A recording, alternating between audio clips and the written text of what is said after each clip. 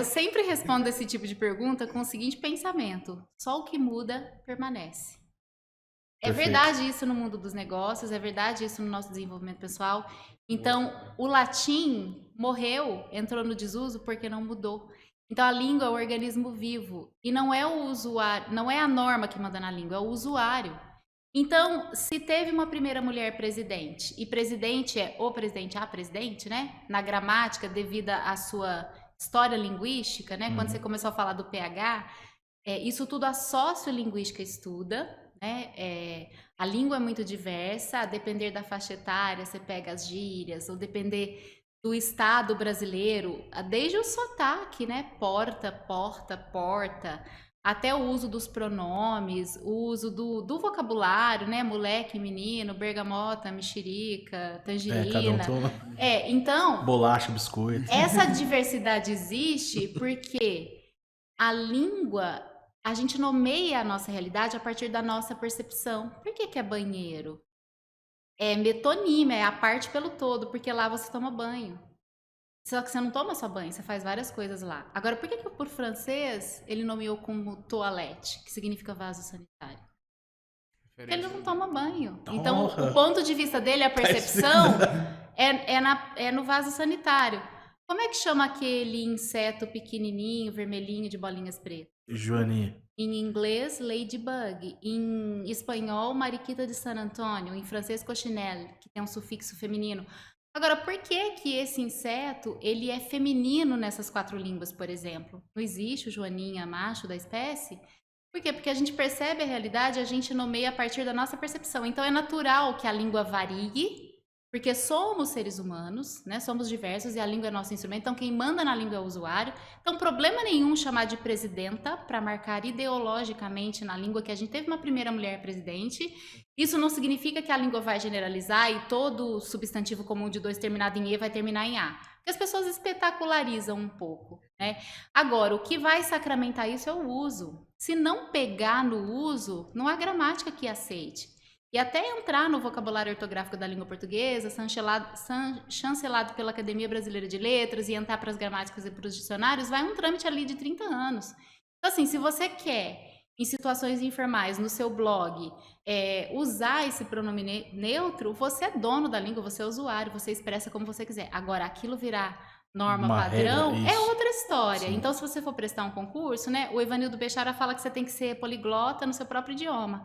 É isso que a gente ensina na Os escola. A gente dialetos não da ensina a língua. falar errado ou certo, a gente ensina a falar coerente com a situação de comunicação. Então, a língua muda porque ela varia. Ela varia porque é o usuário que coloca a sua percepção para nomear a realidade. E só porque ela varia, ela muda. É natural que ela mude.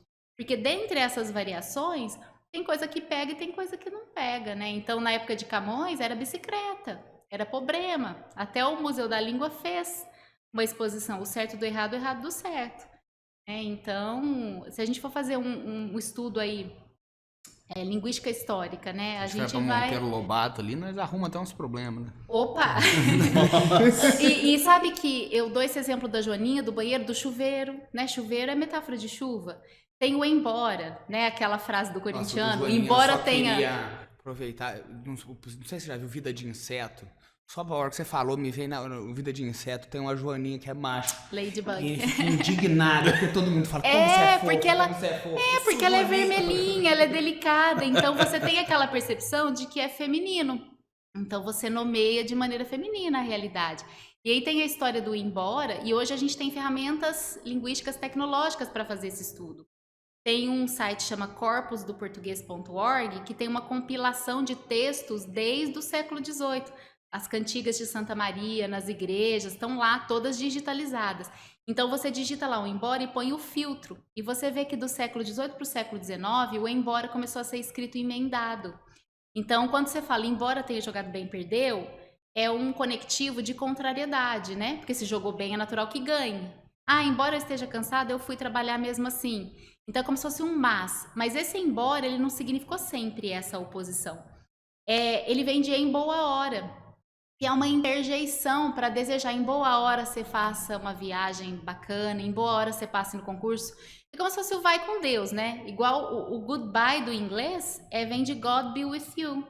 Deus esteja com você, vai com Deus. E virou bye depois. Então a origem histórica é essa. E foi mudando porque a língua é econômica, a gente começa a abreviar as coisas. E essas abreviações, elas variam e causam as mudanças.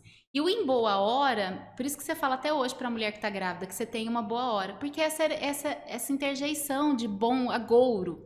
O que aconteceu? Por que ele pegou essa contaminação, essa significação de contrariedade e gramaticalizou na língua, né, com essa ideia do mas, do embora? Porque quando os homens, os maridos saíam para as grandes navegações, as esposas desejavam em boa hora você faça uma boa viagem e volte seguro. Só que devido à falta de bússola, tinha naufrágio, tinha epidemia no navio, o desejo de boa viagem era contrariado. Então, essa palavra embora, né, além de ser em boa hora e vou-me embora, porque vou com Deus, começou a ter essa conotação negativa de contrariedade. E isso acontece com várias palavras, né? Você não ouve uma pessoa falando, estou comemorando um ano de morte da minha mãe. Mas comemorar é isso, é lembrar com. Por quê? Porque essa janelinha de conceito do comemorar ficou sempre muito positiva, porque você comemora aniversário, Natal, então ela ficou com uma coisa festiva, então você nunca vai comemorar uma coisa ruim. Mas a acepção da palavra em si é neutra.